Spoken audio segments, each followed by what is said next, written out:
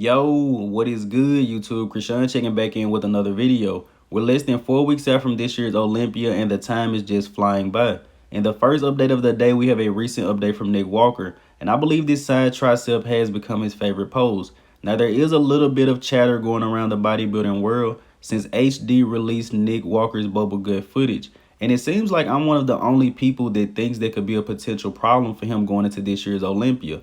Now, granted, Nick Walker has never had a hard time controlling his midsection on stage, but I just feel like if you're practicing a certain way, you're going to translate that to the stage. But if he's able to control that, Nick Walker will be fine. He isn't the most aesthetic guy, but Nick Walker comes in big with great condition, and that's just something you can't ignore. And switching over to Blessing Awodibu, this is supposed to be an update of him from 5 or 6 weeks out from this year's Olympia, and I hope it's not. I'm actually going to say this is not from 5 or 6 weeks out from this year's Olympia, because no way this is how Blessing Awodibu is currently looking, and saying he's going to be in the top 3 at this year's Olympia, right between Big Ramy and Brandon Curry. But if this is a recent update, Blessing Awodibu is in big trouble. It seems like he definitely put on some size this offseason, but he is a lot behind as far as conditioning.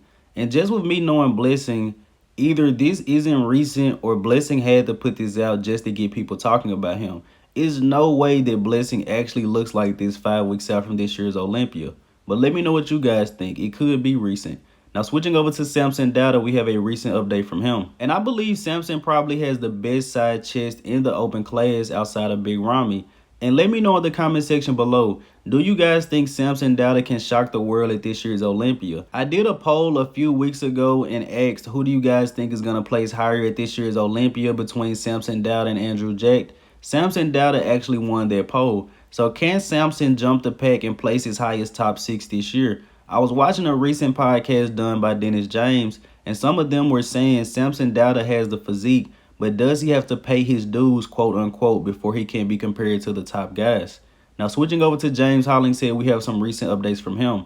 And the update on the left is James Hollingshead after 3 days straight of 1,000 carbs. But I think this is the best James Hollingshead has ever looked. And James is known for not having much detail in the upper body and maybe shallow abs.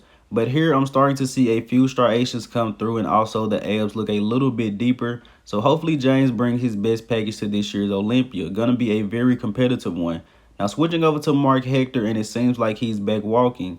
After suffering that knee injury, he was on crutches for a little while. He actually said he's up 17 pounds since he suffered that knee injury, which ended his bodybuilding season a little bit short. But hopefully next year Marc Hector comes back strong. This guy had a lot of hype going into this season.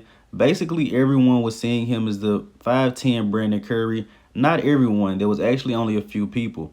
But hopefully he makes a speedy recovery and comes back to the stage even better than last season. And I did want to share the competitors list for this weekend's Big Man Weekend.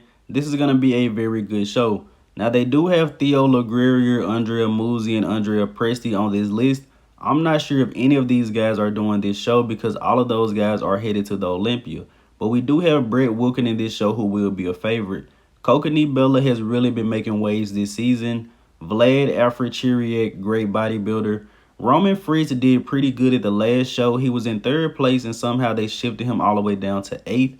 Sibu Sisu Catello doing this show. We also have Justin Mackey, Milan Sadek, and Jan Tarek. And once again, I'm not sure if Muzi, Presti, or Theo is going to do this show. I would say none of them are because they're headed to the Olympia. But this is not going to be an easy win for Brett Wilkin. Let me know in the comment section below who do you guys have as the favorite. Maybe Sibu Sisu. Now, switching over to Classic Physique, we have a recent update from Terrence Ruffin ahead of this year's Classic Olympia. Terrence, one of the most classic physiques in his division, he's definitely going to be up there fighting for the title. And I think Chris versus Terrence is very similar to Arnold versus Franco. As they say, a good tall bodybuilder will always beat a good short bodybuilder. Let's say Terrence and Chris have the same exact physiques. Chris will probably still have the edge just due to his height and his stature. But if Chris Bumstead ever leaves the door open, Terrence Ruffin would definitely run through it. But I definitely think this may be the best package we've ever seen from Terrence Ruffin. Seems like he's definitely put on some size since the Arnold Classic earlier this year. He did suffer from the virus during their prep. Now, in more classic physique news, we have a recent update from Mike Sommerfeld. Haven't really talked about this guy in a long time. Mike is also coached by Neil Hill. He placed 7th at last year's Classic Physique Olympia, right between Alex Cambronero and Fabian Meyer. This guy has a very classic physique, and I always mention he has beaten Urs Kalasinski 3 out of maybe the 4 times they've competed against each other. He actually beat Urs to qualify for last year's Olympia. But I am very excited to see Mike back on stage. He's also a very good poser. I will be bringing you guys my classic physique preview very soon. Now switching over to Neil Currey, these are recent updates from him. And I believe Neil is still about 10 pounds above the weight cap. And I'm almost positive Neil is going up to the open class next year. I've watched this guy slowly strip off muscle to make this weight cap. Man, Neil looked a lot better a month ago when he was already stage ready, but still has to push the envelope just to make the weight cap. What do you guys think? Should Neil Currey go up to the open class? And ending this video here with the archive of the day, you guys let me know in the comment section below which legendary bodybuilder is this.